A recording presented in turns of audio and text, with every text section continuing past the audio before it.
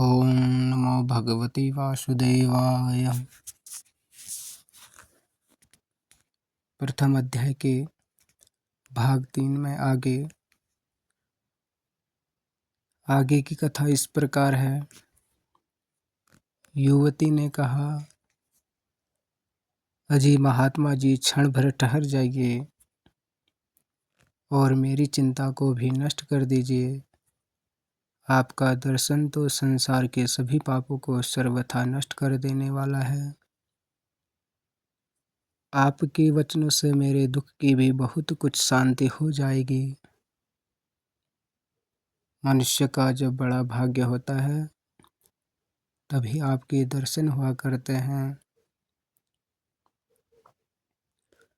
नारद जी कहते हैं, तब मैंने उस स्त्री से पूछा, देवी तुम कौन हो? ये दोनों पुरुष तुम्हारे क्या होते हैं? और तुम्हारे पास ये कमल नयनी देवियाँ कौन हैं? तुम हमें विस्तार से अपने दुख का कारण बताओ। युवती ने कहा, मेरा नाम भक्ति है। ये ज्ञान और वैराग्य नामक मेरे पुत्र हैं। समय के फेर से ही ये ऐसे जर्जर हो गए हैं। ये देवियाँ गंगा जी आदि नदियाँ हैं। ये सब मेरी सेवा करने के लिए ही आई हैं। इस प्रकार साक्षात देवियों के द्वारा सेवित होने पर भी मुझे सुख शांति नहीं है। तपोधन, अब ध्यान देकर मेरा वृत्तांत सुनिए। मेरी कथा वैसे तो प्रसिद्ध है, फिर भी उसे सुनकर आप मुझे शांति प्रदान करें। मैं द्रविड़ देश में उत्पन्न हुई, कर्नाटक में बड़ी, कहीं कहीं महाराष्ट्र में सम्मानित हुई, किंतु गुजरात में मुझको बुढ़ापे ने आ घेरा। वहाँ घोर कलयुग के प्रभाव से पाखंडियों ने मुझे अंग भंग कर दिया।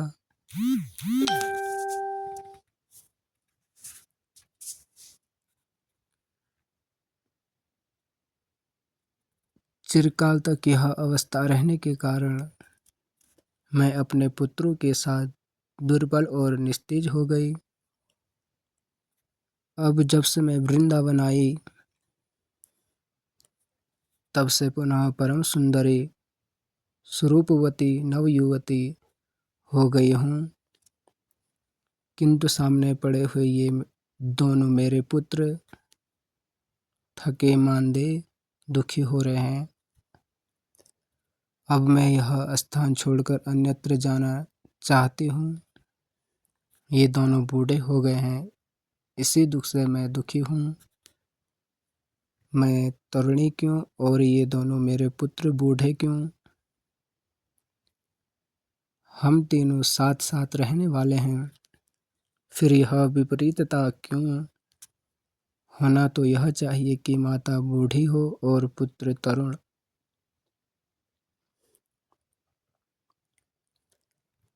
इसी से मैं आश्चर्यचकित चित्त से अपनी इस अवस्था पर शोक करती रहती हूँ। आप परम बुद्धिमान एवं योग निधि हैं, इसका क्या कारण हो सकता है, बताइए।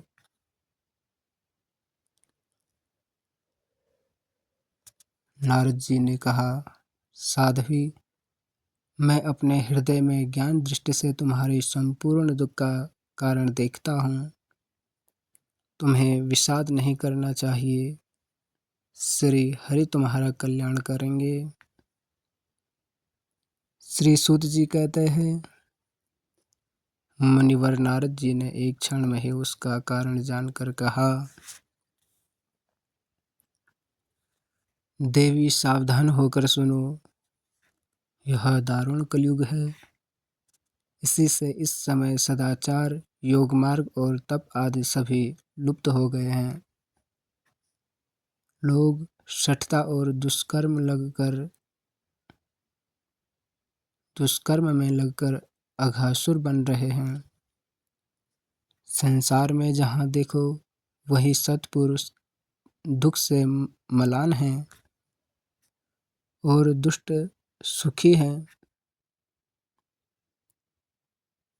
इस समय जिस बुद्धिमान पुरुष का धैर्य बना रहे वही बड़ा ज्ञानी या पंडित है।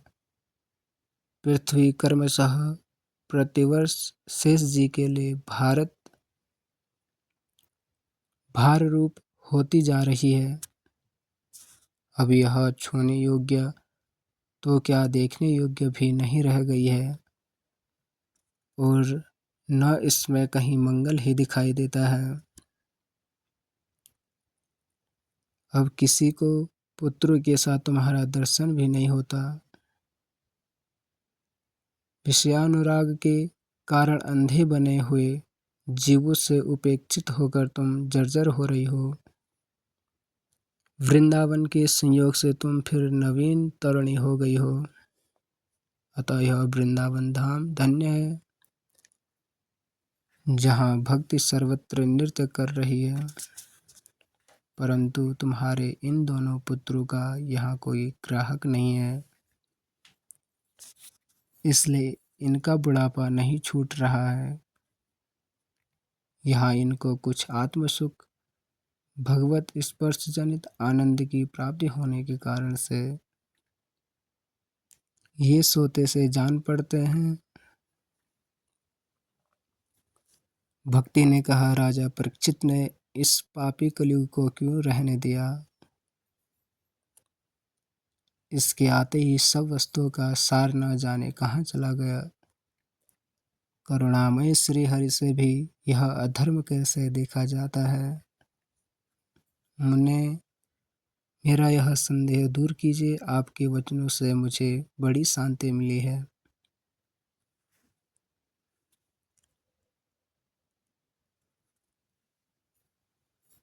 नारद जी ने कहा, यदि तुमने पूछा है तो प्रेम से सुनो। कल्याणी मैं तुम्हें सब बताऊंगा और तुम्हारा दुख दूर हो जाएगा। जिस दिन भगवान श्री कृष्ण इस भूलोक को छोड़कर अपने परम धाम को पधारे, उसी दिन से यहाँ संपूर्ण साधनों में बाधा डालने वाला कलयुग आ गया।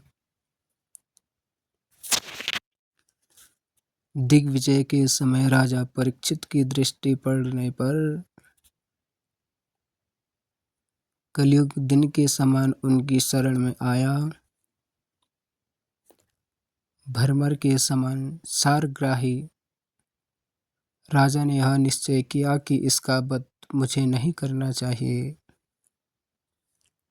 क्योंकि जो फल तपस्या योग एवं समाधि से भी नहीं मिलता, कलयुग में वही फल श्री हरि कीर्तन से ही भली भांति मिल जाता है। इस प्रकार सारहीन होने पर भी उसे इस एक ही दृष्टि से सारयुक्त देकर उन्होंने कलयुग में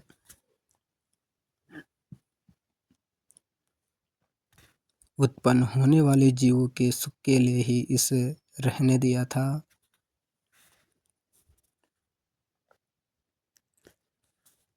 इस समय लोगों के कुकर्म में प्रवृत्त होने के कारण सभी वस्तुओं का सार निकल गया है और पृथ्वी के सारे पदार्थ बीजहीन भूसी के समान हो गए हैं। ब्राह्मण केवल अन्न धन आदि के लोभवश घर घर एवं जन जन को भागवत की कथा सुनाने लगे हैं, इसलिए कथा का सार चला गया। तीर्थों में नाना प्रकार के अत्यंत घोर कर्म करने वाले नास्तिक और नारकी पुरुष भी रहने लगे हैं, इसलिए तीर्थों का भी प्रभाव जाता रहा। जिनका चित्त निरंतर काम क्रोध महान लोभ और तृष्णा से तपता रहता है, वे भी तपस्या का ढोंग करने लगे हैं।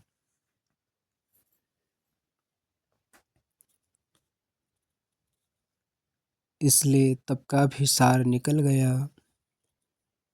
मन पर काबू न होने के कारण तथा लोभ, दंभ और पाखंड का आश्रय लेने के कारण एवं शास्त्र का अभ्यास न करने के कारण ध्यान योग का फल मिट गया। पंडितों की यह दशा है कि वे अपने स्त्रियों के साथ पशु की तरह रमण करते हैं।